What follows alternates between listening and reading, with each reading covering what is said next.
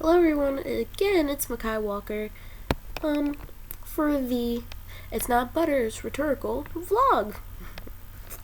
I'm doing this, again, for those that don't know, and you're just tuning in, I'm just doing this for Centenary College's Composition and Rhetoric class. And another assignment that we had was an assignment for a strategy paper. Now, a strategy paper is a paper that you write basically using the strategies of rhetorical writing. So the strategies I used in the rhetorical writing were cause and effect and description.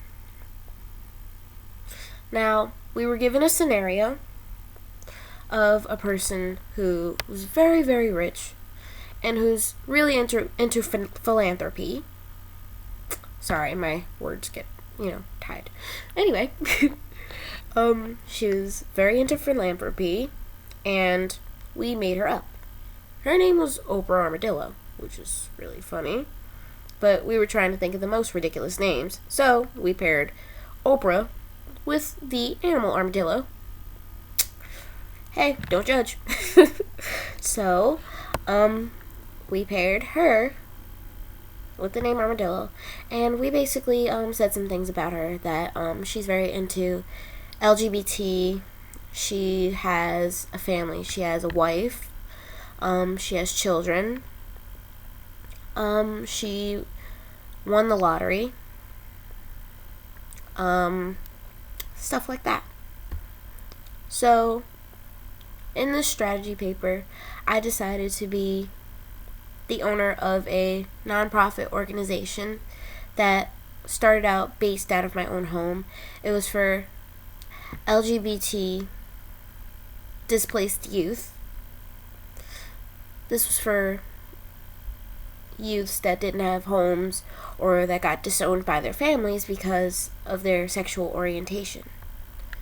Either they were transgender, gay. Most of you probably know what LGBT means.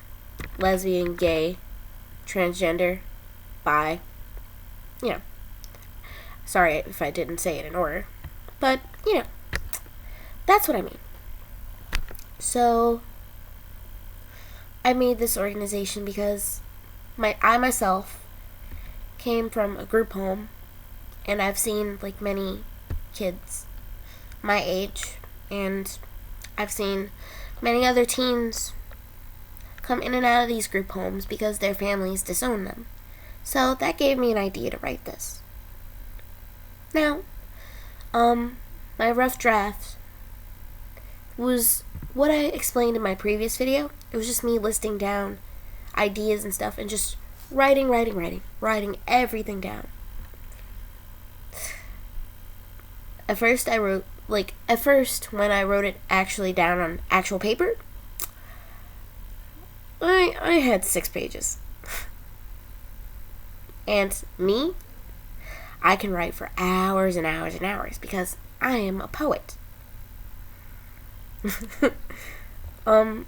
So, I'm going to explain to you the writing process that I went through with this. It was kind of easy and kind of challenging because I wasn't sure what direction to go. I wasn't really sure. The challenge I had was I wasn't really sure how to persuade someone because I'm not really a very persuasive person. But seeing as though LGBT homeless youth is a big issue nowadays, I thought maybe I could connect that with my paper. So that's why I wrote it. But in the rough draft, I wrote that down.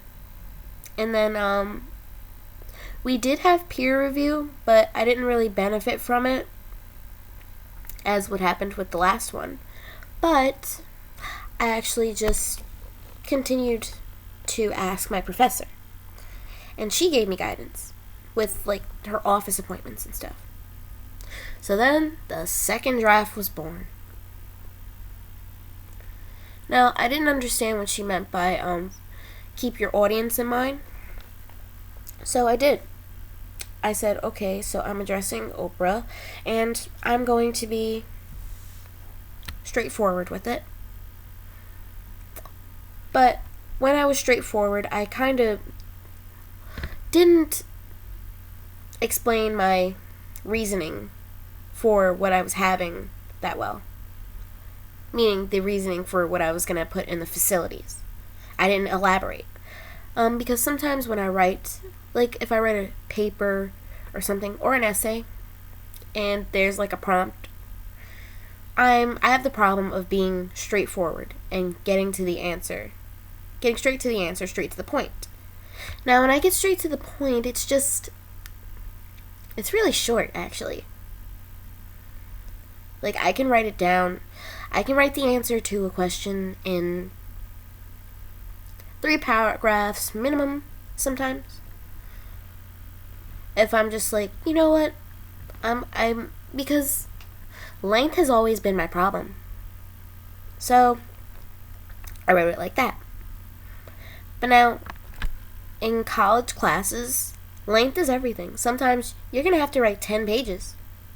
Sometimes they're going to want you to write 3. It all depends on the professor. So this professor wanted us to write 3 pages minimum, or maximum. I would say maximum because, it takes a lot of time to read individual papers. And if they're all 6 pages, then who's going to want to read that? But, so I wrote that. I wrote 2 pages explaining my organization, and after those 3 pages, I wrote 1 page explaining the rhetorical strategies that I use, and how I thought it was going to persuade Oprah, the person we were writing to. Persuade her into funding my project, or my organization, I should say. So I did that, but again, I ran into some problems. So the final draft comes along, and I'm like, okay, cool. I actually got like a 94 on it. But I realized I forgot to name the organization. 2, I forgot to consider the tone that I was writing to.